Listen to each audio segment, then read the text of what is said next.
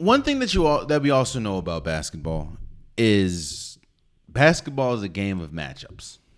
And some matchups are better than the others. We'll talk about that a lot more on the Western Conference side, but basketball is about matchups. And that's one of the biggest reasons why I think the Heat missed a golden opportunity, is because if they would have beat the Hawks, they would have went up against the Celtics. And I think that the Celtics and the Heat match up better with each other than the Celtics and the Hawks. A lot of the Celtics' success, of course, is behind Jason Tatum and Jaylen Brown, but in the playoffs, I think it's going to be the others, like how does Malcolm Brogdon fare? How does Grant Williams fare? How does Robert Williams fare? Because Robert Williams, they pretty much had him on bubble wrap this entire year. This is a terrible matchup for the Hawks. Terrible matchup from every position. Trae Young, he's a great player, but he's smaller side. You throw the former Defensive Player of the Year on him and Marcus Smart. It's just, I don't see the Hawks. Maybe the Hawks can win a game, maybe two. I just don't see the Hawks being able to capitalize on the Celtics.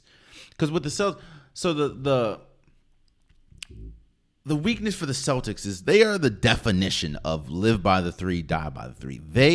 If they're hitting their threes, they're damn near unstoppable. If they're missing their threes, or you're effectively slowing down a Jason Tatum or a Jaylen Brown, you have a good shot of winning, because that means then, Malcolm Brogdon has to score more, or Al Horford has to score more, or Marcus Smart is taking bad shots.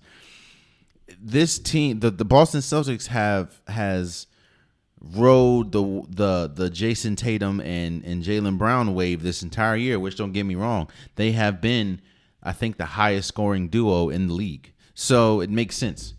But again, that's tough basketball when you get to the playoffs. But I just don't think that it's going to matter when you go against the Hawks, because it's just a bad matchup. I don't see Bogdanovich doing anything defensively.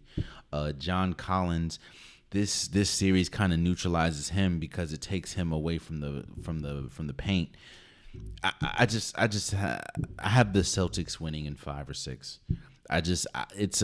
Now if there was the Heat, I think it could be a 6-7 game series, because of defensively how the Heat matches up with the Celtics, and how the physicality that the Heat play does not, or bodes well for the Heat and not as well for the Celtics. However, they're playing the Hawks, and the Hawks have had turmoil all year.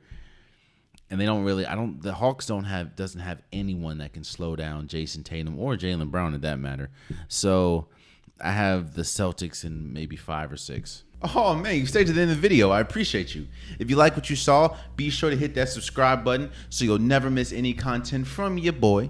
You can also go back and watch past episodes, past clips, and don't forget that the Unpopular Podcast, new episodes drop every Wednesday and Saturday. Appreciate you.